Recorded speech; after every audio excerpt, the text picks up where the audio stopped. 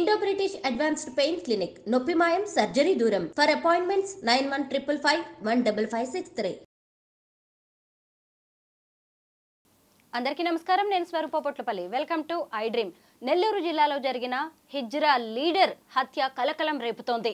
6 వ్యక్తులు కార్లలో వచ్చి ఆమెను దారుణంగా హత్య చేశారు.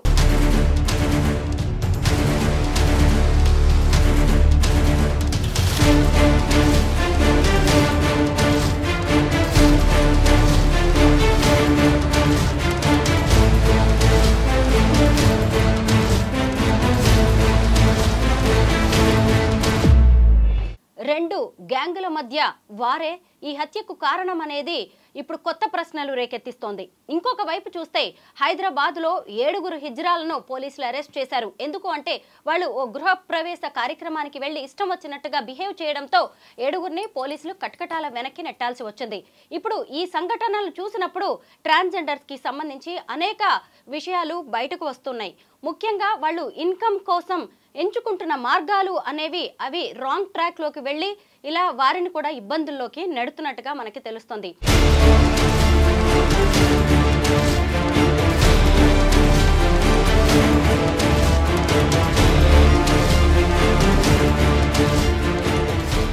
అసలు హిజ్రాల విషయంలో సమాజం ఎలా ఉండాలి, సొసైటీ పట్ల వారెంత బాధ్యతగా వ్యవహరించాలి అనేది చెప్పడానికి ప్రస్తుతం నాతో పాటు motivational speaker, life coach Ramaseetha గారు ఉన్నారు. మేడంతో మాట్లాడి అనేక విషయాలు తెలుసుకుందాం. మేడం నమస్తే. నమస్తే అమ్మా. నెల్లూరు జిల్లాలో జరిగిన హాసిని హత్య అయితే చాలా బాధ కలిగిస్తోంది మేడం. ముఖ్యంగా వాళ్ళల్లో వాళ్ళకే గొడవలయ్యి ఇలా మర్డర్స్ వరకు వెళ్ళడాన్ని మనం ఎలా చూడొచ్చు అంటారు? ఎగ్జాక్ట్లీ అమ్మా. న్యూస్ వినంగానే చాలా బాధాకరమైన విషయం. ఎందుకంటే ఈ మధ్యకాలంలో ఇది ఒక పెద్ద సోషల్ ప్రాబ్లం అయిపోయింది.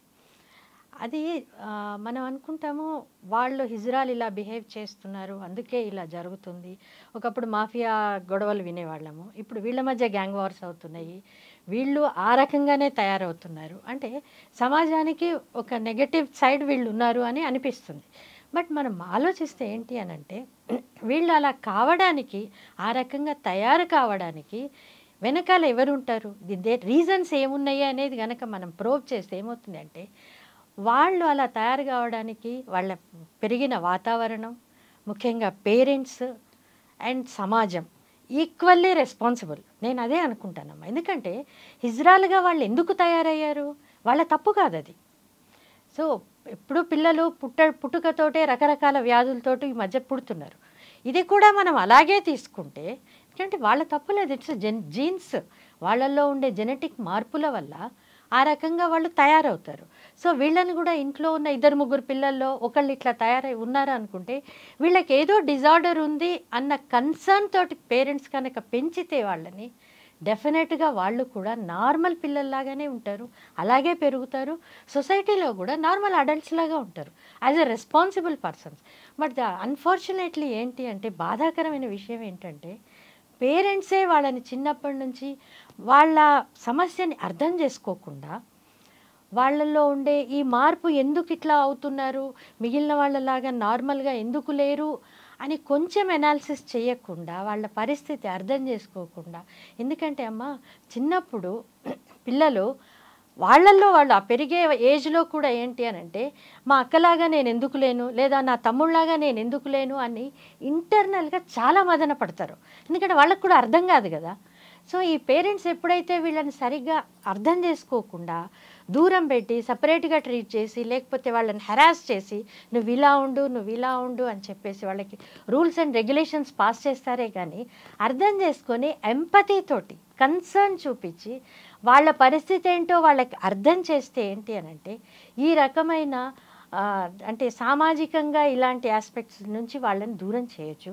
మనం కూడా ఇట్లాంటి సమస్యలు ఎదురు కాకుండా ఉండొచ్చు. బట్ ప్రాబ్లం ఏంటంటే అక్కడే స్టార్టింగ్ దగ్గర అక్కడ కరెక్షన్ ఉంటే ఏంటి అని అంటే బ్రహ్మాండంగా ఉంటారు వాళ్ళు కూడా, వాళ్ళ లైఫ్ కూడా మంచిగా లీడ్ చేయగలుగుతారు.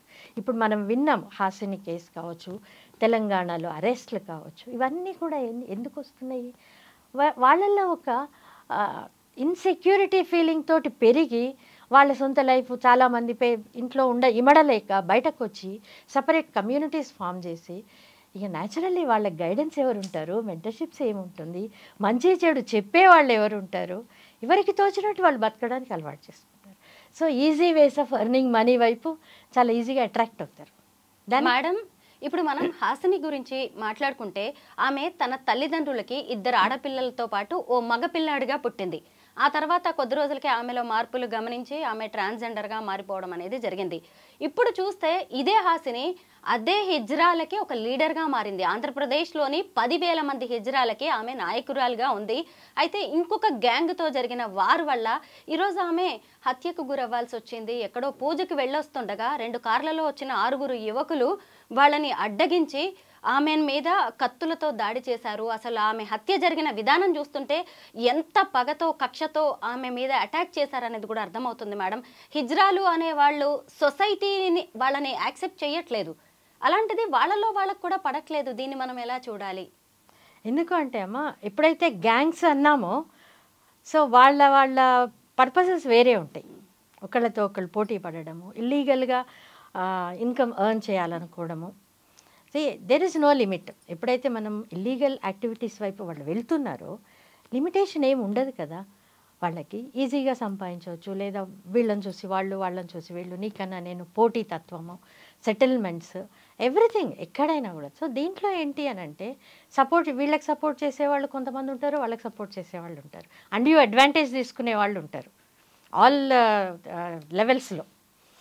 మనం పర్సనల్గా ఎవరిని పేరు పెట్టి అనలేము, బట్ డెఫినెట్గా ఇట్లాంటి వాళ్ళు ఉన్నప్పుడు వీళ్ళని అడ్డం పెట్టుకొని సంపాదించే గ్యాంగ్స్ వేరే ఉంటాయి, ఖచ్చితంగా ఉంటాయి. సో ఇవన్నీ ఉన్నప్పుడు ఏంటి అని అంటే ఎక్కడో అక్కడ వీళ్ళకి డిఫరెన్సెస్ క్రియేట్ అయ్యి అది పీక్ లెవెల్కి వెళ్ళిపోతాయి. దానికి రిజల్టే ఇది. అవును మేడం. మేడం, ఇంకొకటి ఏంటంటే ఈ హిజ్రాలు ఇన్కమ్ సోర్స్ కోసం వాళ్ళు సెక్స్ వర్క్ చేస్తూ ఉంటారు, కలెక్షన్స్కి వెళ్తూ ఉంటారు, గృహప్రవేశాలు అవి ఇవి శుభకార్యాలకు కూడా అటెండ్ అవుతూ ఉంటారు, ఇలా పూజలు ఇలాంటివేవో చేస్తూ ఉంటారు అనమాట. నేను ఒక 4 నెలల క్రితం షీలా అనే అమ్మాయిది హైదరాబాద్లో ఒక మర్డర్ జరిగింది. దాని గురించి కూడా నేను డిస్కస్ చేయడం అనేది జరిగింది మేడం. ఆ అమ్మాయిని కూడా అంతే కొంతమంది తీసుకువెళ్ళి ప్రాస్టిట్యూషన్ కోసమని దారుణంగా చంపేశారు. ఇలాగా హిజ్రాలు తెలియకుండానే ఒక ప్రమాదంలోకి నెట్టివేయబడుతున్నారు. అంటే ఇక్కడ వీళ్ళు ఎంచుకుంటున్న మార్గం కూడా దానికి కారణం కాదంటారా? ఇంకొక వైపు చూసినప్పుడు మనం మళ్ళీ హాసిని టాపిక్ వద్దాం మేడం. ఈ హాసిని టాపిక్లో కూడా ఒక శ్రీకాకుళం చెందిన వ్యక్తి నెల్లూరుకు వచ్చి స్థిరపడ్డాడు. అతను ఒక బేల్దారి మేస్త్రి. ఇతను సెటిల్మెంట్లు చేసే వరకు వెళ్ళాడు. ఇతనే ఈమె హత్య వెనక ఉన్నాడు అనేది తెలుస్తుంది. పోలీసులు కూడా ఈ హిజ్రాల మర్డర్స్కి సంబంధించి పెద్దగా రియాక్ట్ అవ్వట్లేదు, మిగతా సమాజానికి సంబంధించి అయినట్టుగా అనేది కూడా కనిపిస్తోంది. ఎందుకు మేడం ఇక్కడ ఒక వ్యవస్థలో కూడా ఇలాంటి లోపం ఎందుకు కనిపిస్తుంది? వివక్ష ఎందుకు కనిపిస్తుంది? ఎందుకు అంటే హిజ్రాలు కూడా మన వ్యవస్థలో ఒక పార్ట్ అని సమాజం యాక్సెప్ట్ చేయట్లేదు. సమాజానికి వాళ్ళు ఒక రుగ్మతలాగా చూస్తున్నారు. That is the reason. ఎందుకంటే వాళ్ళు కూడా మనలాంటి మనుషులే అన్న థాట్ కనుక సమాజంలో ఉండే ప్రతి ఒక్కళ్ళు ఆలోచిస్తే వాళ్ళ తప్పు లేకుండా వేరియస్ రీజన్స్ వల్ల దారి తప్పారు, కరెక్టే. కానీ దారి తప్పిన వాళ్ళు అక్కడే ఉండాలని ఏమీ లేదు. సర్కమ్స్టెన్సెస్ అలా లీడ్ చేసినాయి కాబట్టి వాళ్ళు వేరే దారిలో వెళ్ళారు. అనైతికంగా సంపాదించడం కావచ్చు, అనైతికమైన పనులు చేయడం కావచ్చు, ఏదైనా కూడా అంటే వాళ్ళ బలహీనతతోటి వేరే దారి లేక చేస్తుంది. బట్ ఎప్పుడైతే సమాజం వాళ్ళని యాక్సెప్ట్ చేసి వాళ్ళు కూడా మనలాంటి మనుషులే, మనలాగా బ్రతికే హక్కు వాళ్ళకు కూడా ఉంది. ఇప్పుడు యాక్చువల్గా గవర్నమెంట్ నుంచి కూడా ఇంతకుముందు లేదు, కానీ ఇప్పుడు వాళ్ళకి అన్ని ఫెసిలిటీస్ వస్తున్నాయి, రైట్. వాళ్ళకి ఓటు హక్కులు వస్తున్నాయి, రేషన్ కార్డులు వస్తున్నాయి, ఐడెంటిటీ కార్డ్స్ వస్తున్నాయి, ఎవ్రీథింగ్ ఫెసిలిటీస్ స్టార్ట్ అయ్యింది. థర్డ్ జెండర్ అని చెప్పేసి వాళ్ళని ఒక సపరేట్ జెండర్గా కూడా రికగ్నైజ్ చేస్తున్నారు. ఇది వరకు లేవు అవన్నీ, రైట్. ఇప్పుడు అవన్నీ వస్తున్నాయి. వాళ్ళకు కూడా మనలాగా సొసైటీలో ఒక సముచిత స్థానం ఇచ్చే ప్రయత్నాలు జరుగుతున్నాయి, చాలా వరకు జరిగినాయి కూడా. బట్ స్టిల్ ఏంటి అని అంటే మనలాంటి జనాలు సొసైటీలో ఉన్న వాళ్ళు కూడా వాళ్ళని యాక్సెప్ట్ చేయడం. సెకండ్ థింగ్, వాళ్ళు కూడా మేము కూడా అందరిలాగా ఒక గౌరవప్రదంగా బతకడం అనేది మనకు అవకాశం ఉన్నది. ఇంతకుముందు లేకపోవచ్చు కాక, ఇంతకుముందు ఎవరు యాక్సెప్ట్ చేయలేదు. బట్ ఇప్పుడైతే అవకాశం వచ్చినప్పుడు అవకాశాన్ని వినియోగించుకొని వాళ్ళు కూడా గౌరవంగా బతుకుదాము అని వాళ్ళు కూడా ప్రయత్నాలు మొదలు పెడితే డెఫినెట్గా వాళ్ళు సక్సీడ్ అవుతారు. ఒకటే ఏంటంటే వాళ్ళ ఆలోచన విధానం వాళ్ళది మారాలి, అది సొసైటీలో ఉన్న సొసైటీది కూడా మారాలి. ఈ మధ్య మేడం హైదరాబాద్లో గృహప్రవేశానికి వెళ్ళి ఒక ట్రాన్స్జెండర్స్ గ్యాంగ్ అక్కడ హోమం పూజలు జరుగుతుంటే బట్టలు విప్పి అందులో వేయడం, ఇలా అసభ్యకరంగా మాట్లాడడం, ఇష్టం వచ్చినట్టుగా వ్యవహరించడం లాంటిది జరిగింది. వాళ్ళు వెంటనే పోలీస్ కంప్లైంట్ చేయడంతో 7 హిజ్రాలను పోలీసులు అరెస్ట్ చేశారు. అయితే అన్నిసార్లు ఇవి జరగట్లేదు, మనం చూస్తూనే ఉన్నాం కదా. ట్రైన్స్లో కావచ్చు, రోడ్ల మీద కావచ్చు, కలెక్షన్కి వచ్చి షాపుల్లో ఇష్టం వచ్చినట్టుగా బిహేవ్ చేయడం, మగవాళ్ళ జేబుల్లోంచి లాక్కోవడం లాంటివి కూడా చూస్తున్నాం. అంటే ఇప్పుడు హిజ్రాలు ఒకవైపు ఇలా హత్యలకి గురైనా, లేదంటే ప్రేమ పేరుతో మోసపోయినా, వీటన్నిటిని కూడా సమాజం అయ్యో పాపం అనట్లేదు, వీళ్ళకి సరైన శాస్తి జరిగిందిలే అంటుంది. ఇక్కడ వీళ్ళ వ్యవహార శైలిలో కూడా మార్పు రావాల్సిన అవసరం ఉందా లేదా మేడం? తప్పకుండా మారాలి. ఎందుకంటే ప్రతి సమస్యకి ఏంటి అంటే ఒక మూలం ఉంటుంది, ఎక్కడి నుంచో ఒక చోటు నుంచి వస్తుంది. అది కనుక మనం తెలుసుకున్నాం అనుకోండి, తప్పకుండా ఆలోచన విధానము, దృక్పథం మారుతుంది. అంటే మనం పర్సీవ్ చేసుకునే విధానం మారుతుంది. మీరు అన్నట్టు వాళ్ళు ఫంక్షన్స్కి వస్తూ ఉంటారు, చాలా డిఫరెంట్గా బిహేవ్ చేస్తారు. మనం చాలా వరకు బేర్ చేయలేం కూడా. ఇట్ ఈస్ ట్రూ, వాళ్ళ మీద కంప్లైంట్స్ చేయాల్సి వస్తుంది, అరెస్టులు జరగాల్సి వస్తుంది. ఎందుకంటే ఆ సిచ్యువేషన్ అట్లాంటిది. ఇప్పుడు వాళ్ళకి అప్పుడు కూర్చొని మనం పాఠాలు చెప్పలేము, అమ్మ ఇది పద్ధతి కాదు, మీరు ఇలా ఉండకూడదు అని మనం నేర్పించలేము. Situation is different. ఈ రకంగా చాలా అవుతుంది. అయితే ఏంటి అని అంటే వాళ్ళకి కూడా సరే ఇట్లాంటి యాక్షన్స్ తీసుకోవడం ఒక పార్ట్ అయితే, సెకండ్ ఏంటంటే రీహాబిలిటేషన్ సెంటర్స్ ఓపెన్ చేయొచ్చు, వాళ్ళకి కూడా మనం పద్ధతులు నేర్పించవచ్చు. ఈ రకంగా కాకుండా ఇదేమి లైఫ్ మీది, ఇంతకన్నా బెటర్ లైఫ్కి you are eligible to lead a better life. అంతేగాని ఇట్లాగే ఉండి రేపొద్దున రోగం వస్తే ఎవరు పట్టించుకోరు, ఇట్లాగే ఉండరు కదా. వాళ్ళు డిఫరెంట్ టైప్స్ ఆఫ్ వర్క్స్ చేస్తూ ఉంటారు, వాళ్ళని వాడుకునే వాళ్ళు చాలామంది ఉంటారు. సో ఒక ఏజ్ వచ్చిన తర్వాత లేదా హెల్త్ ఇష్యూస్ వస్తే ఎవరు పట్టించుకుంటారు వాళ్ళని? ఆ వాడుకున్న వాళ్ళు ఎవరు పట్టించుకోరు కదా. It is as good as, అంటే ఒక రకంగా చెప్పాలంటే మనము వ్యభిచారుల గురించి మాట్లాడుతుంటాం అప్పుడప్పుడు, వాళ్ళ లైఫ్ గురించి చాలా బాధాకరంగా ఉంటుంది. వీళ్ళది కూడా ఆల్మోస్ట్ అలాగే ఉంటుంది, ఎవరూ పట్టించుకోరు, ఉన్నంతకాలం వాడుకుంటారు, ఆ తర్వాత పక్కన పడేస్తారు. తర్వాత వీళ్ళ లైఫ్ ఏంటి, ఎట్లా బతుకుతారు? సో ఇవన్నీ మనం వాళ్ళకి అండర్స్టాండ్ చేసి రీహాబిలిటేషన్ సెంటర్స్ కనుక ఓపెన్ చేసి వాళ్ళకి గౌరవప్రదంగా బతకడం నేర్పిస్తే డెఫినెట్గా కొంతకాలానికి మేబీ ఇమ్మీడియట్గా ఏది సాధ్యం కాదు. So it takes time, but డెఫినెట్గా వీళ్ళందరూ కూడా మారే అవకాశం ఉంటుంది. ఒక మంచి జీవితం వాళ్ళు కూడా గడపగలుగుతారు. రైట్. సో ప్రతి ఒక్కళ్ళము ఏంటి అని అంటే ఇది మన సోషల్ రెస్పాన్సిబిలిటీ అని ఫీల్ కావాలి, వాళ్ళని మార్చడం కూడా. ఇట్ ఈస్ నాట్ జస్ట్ లేదా వాళ్ళ పేరెంట్స్ చేసిన పనికి వాళ్ళు అట్లా తయారు కావచ్చు. నేనైతే 90% పేరెంట్సే అని చెప్తాను. ఎందుకంటే ఆ ఏజ్లో వాళ్ళని కనుక అర్థం చేసుకుంటే 90% ఇట్లా తయారు కారు వాళ్ళు. So 90% responsibility పేరెంట్సే. సో ఇప్పుడు అలాంటి పేరెంట్స్ అందరూ కూడా వాళ్ళ పర్సెప్షన్లు మార్చుకొని they should take it as a social responsibility. సొసైటీలో మనం ఉన్నందుకు మనకు ఒక సామాజిక బాధ్యత ఉంటుంది, మన పర్సనల్ లైఫే కాకుండా. సో ఆ బాధ్యతను మనం యాక్సెప్ట్ చేసి వాళ్ళని మార్చే ప్రయత్నం చేస్తే డెఫినెట్గా ఇట్ వర్క్స్. ఎస్ మేడం, మీరు చెప్పింది చాలా వాల్యుబుల్ పాయింట్. ఎందుకంటే నేను కూడా ఈ మధ్య కాలంలో చాలామంది ట్రాన్స్జెండర్స్ని దగ్గర నుంచి చూస్తున్నాను. వాళ్ళ ఇష్యూస్ మీద నేను ఇలాగ డిబేట్ చేయడం, కొత్త విషయాలు తెలుసుకోవడం లాంటివి నేను చేస్తూనే ఉన్నాను. మేడం, ఇలా ట్రాన్స్జెండర్స్గా మారిన వాళ్ళ ఆయుర్దాయం కూడా చాలా తక్కువ అంట. 50 ఏళ్లకు మించి వాళ్ళు బతకరంట. రకరకాల హెల్త్ ఇష్యూస్ కూడా వస్తూ ఉంటాయి. ఈ మధ్య రచన అని ట్రాన్స్జెండర్స్ యాక్టివిస్ట్ ఉంటారు, ట్రాన్స్జెండర్స్ రైట్స్ కోసం ఆమె ఉద్యమిస్తూ ఉంటారనమాట. తను వాళ్ళ విషయాలు చెప్తూ ఉంటే సమాజంలో కూడా నిజంగా చాలా మార్పు రావాలి అనిపిస్తూ ఉంటుంది, ముఖ్యంగా తల్లిదండ్రులు మేడం. ఎందుకంటే తల్లిదండ్రులు వీళ్ళలో వస్తున్న మార్పుల్ని గమనించి దగ్గరుండి వీళ్ళకి హెల్త్ ట్రీట్మెంట్ ఇప్పించేసి మిగతా పిల్లల్ని ఎలా పెంచుతారో, ఎలా చదివిస్తారో అలాగా వీళ్ళని ఒక దారిలోకి తీసుకెళ్తే ఖచ్చితంగా మళ్ళీ ఒక బాధ్యతాయుతమైన పౌరులుగా మాత్రం వీళ్ళు ఉంటారు మేడం. ఎందుకంటే అలాంటి ట్రాన్స్జెండర్స్ కుటుంబంతో ఉన్నవాళ్ళు మంచి లైఫ్ లీడ్ చేస్తున్నారు, లేకుండా ఇలా బయట ఉండి వేర్వేరు కమ్యూనిటీస్తో ఉన్నవాళ్ళు చాలా ఇబ్బందుల్లో పడుతున్నారు మేడం. సొసైటీకి, ఇప్పుడు తల్లిదండ్రులకి కొత్తగా కూడా చాలా మంది కొత్త ట్రాన్స్జెండర్స్, ఇంతకుముందు ఆ భయాలు ఉండే కానీ ఇప్పుడు మారిపోతున్నారు, వాళ్ళలో చేంజెస్ చూసుకొని వాళ్ళకి ఏం చెప్తారు? నేను మొదటి నుంచి అదే చెప్తున్నాను, మన టాక్ మొదలైనప్పటి నుంచి ఇట్స్ పేరెంట్స్ రెస్పాన్సిబిలిటీ అని అర్థం చేసుకొని సొసైటీ ఏం చేయాలి madam? Parents are part of society first thing. అవునా, వీళ్ళని పేరెంట్స్ అర్థం చేసుకొని స్కూల్స్కి జాయిన్ చేసినప్పుడు కూడా అక్కడ కూడా వాళ్ళని సరిగా ట్రీట్ చేయగలగాలి. రైట్. సో వేరే పిల్లలు ఉంటారు, ఈవెన్ టీచర్స్ ఉంటారు, ఎడ్యుకేట్ చేయాలి, వీళ్ళు కూడా మీలాంటి వాళ్ళే అని చెప్పి. మళ్ళీ వీళ్ళని ఒక సపరేట్గా ట్రీట్ చేసి లేదా సపరేట్ స్కూల్స్లో పెట్టామనుకోండి, ఆ సపరేషన్ అలాగే ఉంటుంది, వాళ్ళు ఎలా కలుస్తారు నార్మల్గా. సో వాళ్ళని కూడా, ఎందుకంటే వాళ్ళ మెంటల్ ఎబిలిటీస్ కానీ లెర్నింగ్ ఎబిలిటీస్ కానీ ఎవ్రీథింగ్ ఈజ్ నార్మల్. వాటిలో ఏం తేడా ఉండదు, రైట్. సో నార్మల్ స్కూల్స్లోనే వాళ్ళని జాయిన్ చేసి అందరి పిల్లల్లాగానే చదివించి, సో పిల్లల్ని కూడా ఎడ్యుకేట్ చేయాల్సి వస్తుంది, ఎందుకంటే లేకపోతే టీజ్ చేస్తారు. సో దాంతో వీళ్ళు ఇంకా కుమిలిపోతారు. సో ఇట్లాంటిది లేకుండా దానికి ఏంటి అని అంటే సొసైటీలో ఉన్న ప్రతి ఒక్కళ్ళు they should take the responsibility. స్కూల్కి వెళ్ళాము, teachers has to take the responsibility ఇట్లాంటి పిల్లలు ఉన్నప్పుడు, రైట్. కాలేజ్లో ఉన్నారు, కాలేజ్లో కూడా ఇట్లాంటి వాళ్ళని టీజింగ్ చేయకుండా కంట్రోల్ చేయడం కావచ్చు, వాళ్ళకి సపోర్ట్ చేయడం కావచ్చు, రైట్. వాళ్ళకి మీకు మేమున్నాము అన్న ధైర్యం ఇవ్వాలి ఎప్పుడైనా, వాళ్ళలో కాన్ఫిడెన్స్ పెరుగుతుంది. అదర్వైజ్ ఏంటి అంటే లోన్లీగా ఫీల్ అవుతారు, ఇన్సెక్యూర్డ్గా ఫీల్ అవుతారు. న్యాచురల్లీ ఏమవుతారు, అదే కమ్యూనిటీ వేరే అట్లాంటి వాళ్ళు ఉన్న కమ్యూనిటీ వైపు అట్రాక్ట్ అయిపోతారు. ఈ నార్మల్ వాళ్ళలో కలవడానికి భయపడతారు వాళ్ళు కూడా, ఎందుకంటే వీళ్ళు యాక్సెప్ట్ చేయరు కదా. So they have to accept them. మనలాగానే వాళ్ళు కూడా వాళ్ళ లోపం, అదొక లోపం అంతే, దట్స్ ఇట్. మనం ఎన్నో లోపాలు చూస్తున్నాం. కొందరు మెంటల్లీ డిజేబుల్డ్ ఉంటారు, అదర్వైజ్ వేరే రకంగా డిజేబుల్డ్ ఉంటారు, ఇంకా లేకపోతే వేరే డిసీజెస్ ఉంటాయి. సో ఇది కూడా ఒక హెల్త్ డిజార్డర్, దట్స్ ఇట్. అట్లా తీసుకొని ఏంటంటే కామన్గా వాళ్ళని సపరేట్ అని లేకుండా మీరు కూడా మాలాంటి వాళ్ళే అంటే డెఫినెట్గా వాళ్ళు కూడా వాళ్ళ పందా మార్చుకుంటారు ఖచ్చితంగా. బట్ ఏంటి అని అంటే ఇది మల్టీ డైమెన్షనల్ అప్రోచ్ ఉండాలి, గవర్నమెంట్స్ నుంచి ఉండాలి, సొసైటీ నుంచి ఉండాలి, పేరెంటల్ సైడ్ నుంచి ఉండాలి.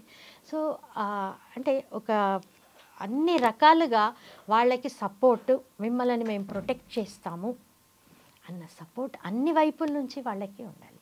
సో ఆల్వేస్ ఏంటి అని అంటే మల్టీ డైమెన్షనల్ అప్రోచ్ వర్కౌట్. ఎవరో ఒకళ్ళు ఇద్దరో కాకుండా అందరూ కలిసి చేయాలి, కలిసి చేయాల్సింది. సో బిగ్గెస్ట్ రెస్పాన్సిబిలిటీ ఇది నిజంగా చెప్పాలంటే.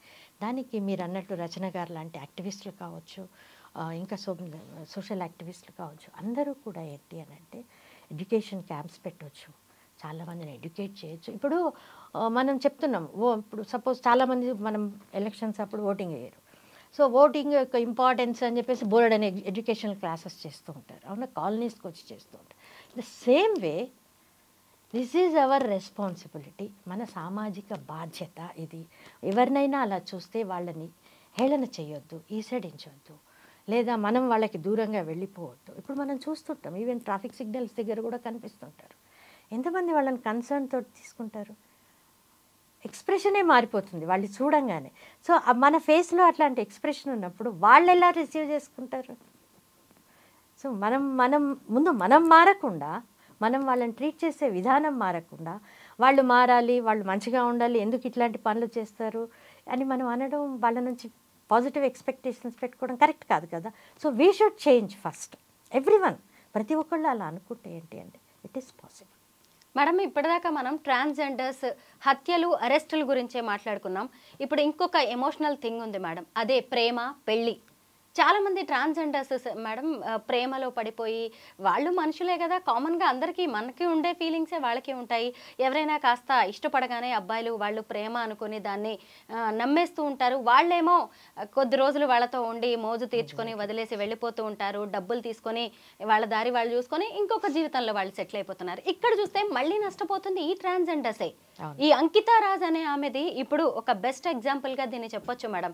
ఎందుకు అంటే అంకితా రాజ్ అనే అమ్మాయి కూడా ఒక అతన్ని పెళ్లి చేసుకుంది, తర్వాత ఇద్దరు అందరికీ ఇంటర్వ్యూస్ ఇచ్చారు, మనం కూడా సొసైటీ వాళ్ళని ఒక హీరోస్లా చూసాము.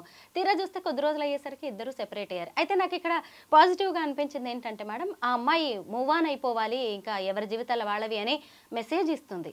ఈ హిజ్రాల పెళ్ళిళ్ళు, ప్రేమల్ని మనం ఎలా చూడొచ్చు? ఒకటి హిజ్రాల పెళ్ళిళ్ళు అని మనం డిస్కస్ చేస్తున్నాం, కానీ ఈ మధ్యకాలంలో ప్రేమలు, పెళ్ళిళ్ళు అన్నీ అలాగే ఉన్నాయి. ఎస్ మేడం, ఓన్లీ వీళ్ళకే ఏం లేవు. సో పెళ్ళిళ్ళు చేసుకుంటున్నారు, కొందరు మోసం చేస్తున్నారు, కొందరు వెళ్ళిపోతున్నారు. సేమ్ థింగ్ ఇయర్ కూడా. సో వీళ్ళు కూడా అవతలి వాళ్ళని అర్థం చేసుకోవడం కావచ్చు, సేమ్ థింగ్ జరుగుతుందమ్మా. ఎందుకంటే వాడుకునే వాళ్ళు ఎప్పుడూ ఉంటారు, అన్యూ అడ్వాంటేజ్ తీసుకునేవాళ్ళు. సో హిజ్రాలు కూడా ఆలోచించుకోవాలి, ఇది నిజమైన ప్రేమేనా, నిజంగానే ఉండగలుగుతారా వీళ్ళు. సో ఎన్ష్యూర్ చేసుకోవాలి, ఎన్ష్యూర్ చేసుకొని ఆ తర్వాత ఇట్స్ గుడ్ థింగ్. మ్యారేజ్ దాకా వచ్చారు అని అంటే ఒక రకమైన పాజిటివ్ థింగ్ అది, అంతే కదా. ఇంతకుముందు ఎప్పుడు లేదు, పాస్ట్లో అలా ఎప్పుడూ లేదు. ఈ మధ్యకాలంలో మనం వింటున్నాం ఇజ్రాయల్ మ్యారేజ్ చేసుకుంటున్నారు, ఇట్లాంటివన్నీ. So it is good thing. ఒకటేంటంటే ఆ మ్యారేజ్ స్టెబిలైజ్డ్గా ఉండడానికి, ఆ రిలేషన్షిప్ ఎప్పటికీ ఉండడానికి ఏంటి అని అంటే ముందు నుంచి వాళ్ళ మధ్య ఉన్న పరిచయం కావచ్చు, వాళ్ళ ఒకళ్ళ మీద ఒకళ్ళు నమ్మకం కావచ్చు, ఇవన్నీ కూడా ఆ అమ్మాయి హిజ్రా ఎవరైతే ఉందో ఆమె వాళ్ళు ఎన్ష్యూర్ చేసుకొని తర్వాత మ్యారీడ్ లైఫ్లోకి ఎంటర్ అయితే సక్సెస్ఫుల్గా ఉండే ఛాన్సెస్ ఎక్కువ ఉంటాయి. రైట్, ఫైనాన్షియల్ మ్యాటర్స్ కావచ్చు, ఎవ్రీథింగ్ ముందే ఎన్ష్యూర్ చేసుకోవడం. సో గుడ్డిగా అమ్మాయి నన్ను ఎవరు పెళ్లి చేసుకోవడానికి రెడీ అయిపోయారు అనగానే ఎక్సైట్ అయిపోయి ఎమోషనల్ అయిపోయి పెళ్ళిళ్ళు చేసేసుకున్నారు అనుకుని మీరు అన్నట్టు అది 4 రోజులే ఉంటుంది. ఎందుకంటే అవతల వాళ్ళకి ఈ ఎమోషన్స్ ఎక్సైట్మెంట్ ఉండకపోవచ్చు కదా. బ్యాక్ ఆఫ్ ది మైండ్ ఏదో ఇంటెన్షన్ తోటి చేసుకున్నారు అనుకోండి, it happens like that. So జాగ్రత్త పడాల్సిందే. నేను ఒకటే చెప్తాను, ఇందాకే అన్నట్టుగా వీళ్ళే కాదు, ప్రతి ఒక్కళ్ళు ఆడపిల్ల ఎప్పుడైనా కూడా ప్రేమ వివాహము ఏదైనా వచ్చినప్పుడు జాగ్రత్తగా ఆలోచించడం చాలా ఇంపార్టెంట్. తొందరపడకుండా పేరెంట్స్ సపోర్ట్ ఉన్న చోట పేరెంట్స్ సపోర్ట్ తీసుకొని, లేదా మీకు అడ్వైస్ ఇచ్చే వాళ్ళ దగ్గర తీసుకొని అడ్వైస్ తీసుకోవడం కానీ. ఎందుకంటే చాలా వింటున్నాం కదా ఈ మధ్య. సో డిఫరెంట్ పాజిటివ్ నెగటివే ఎక్కువ వింటున్నాం ప్రేమ పెళ్ళిళ్ళ గురించి. తల్లిదండ్రులు కుటుంబంతో కలిసి ఉంటున్న ట్రాన్స్జెండర్స్కి కూడా మేడం ఒక పెళ్ళి అనేది ఉండదు, తోడు అనేది ఉండదు. అంటే అక్కడ ఆ సొసైటీ మన వాళ్ళందరూ కూడా డిసైడ్ అయిపోయి ఉన్నారు, వీళ్ళని ఎవరు పెళ్లి చేసుకుంటారులే, వీళ్ళ కోసం ఎవరు వస్తారులే అని. ఇప్పుడు ఒక కూతురికి పెళ్లి చేసేటప్పుడు కట్న కానుకలు ఎంత ఇస్తాము, అల్లుడు ఎలా ఉండాలి అని చూసుకుంటారు. ఎలాంటి కోడల్ని తెచ్చుకోవాలనేది చూసినప్పుడు తను కూడా మనిషే, తనకి ఒక తోడు ఉండాలి అనేది ఒక తల్లిదండ్రుల్లో, కుటుంబంలో, సమాజంలో మార్పు ఖచ్చితంగా రావాల్సిన అవసరం ఉంది కదా. ఆలోచించాలి కదా మనం కూడా. ఖచ్చితంగా ఆలోచించాలి. ఎందుకంటే వాళ్ళు కూడా మనుషులే కదా, వాళ్ళకే కోరికలు ఉంటాయి, వాళ్ళ లైఫ్ కూడా సెటిల్ కావాలి. తప్పకుండా ఆలోచించాలి. ఒకటే ఏంటి అని అంటే కరెక్ట్, ఇప్పుడు మనం మాట్లాడుకున్నట్లుగానే అవతలి పర్సన్ రైట్ పర్సన్ దొరికినప్పుడు ఇవన్నీ ఈ ట్రాన్స్జెండర్ని యాక్సెప్ట్ చేసేవాళ్ళు అన్ని రకాలుగా తప్పకుండా వాళ్ళ లైఫ్ సెటిల్ అవుతుంది. అయితే ఈ లోపల ఏంటి అని అంటే పేరెంట్స్ కూడా వీళ్ళకి ఫైనాన్షియల్ సపోర్ట్ కూడా అరేంజ్ చేయాలి. వీళ్ళకి సెక్యూరిటీ చాలా అవసరం కదా. సో వీళ్ళకి రైట్ పర్సన్ దొరకాలి, అవునా, వీళ్ళ లైఫ్ సెటిల్ కావాలి. సో వీళ్ళని చదివించడం కావచ్చు. ఇప్పుడు ఇంకొక అమ్మాయికి పెళ్లి చేస్తారు, ఆమెకు ఫైనాన్షియల్లీ సపోర్ట్ ఇస్తారు, కట్నం ద్వారా కావచ్చు, వేరే రకంగా కావచ్చు, cash or kind what ever అబ్బాయికి ఇస్తారు. సేమ్ వే ఈ అమ్మాయికి కూడా ఈ ట్రాన్స్జెండర్ చైల్డ్ ఎవరైతే ఉంటుందో ఆమెకు కూడా ఫైనాన్షియల్ సపోర్ట్ అనేది పేరెంట్స్ ఇవ్వాలి. రైట్. సో అప్పుడు ఏంటి అని అంటే ఫస్ట్ థింగ్ వాళ్ళు ఇన్సెక్యూరిటీ ఫీలింగ్ ఉండదు, హ్యాపీగా బతకగలుగుతారు, కంఫర్టబుల్గా ఉంటారు. సో వాళ్ళకి ఇష్టపడి వాళ్ళని యాక్సెప్ట్ చేసే పర్సన్ దొరికినప్పుడు మ్యారేజ్ చేయడం బ్రహ్మాండంగా ఉంటుంది, లైఫ్ హ్యాపీగా గడుపుతారు వాళ్ళు కూడా.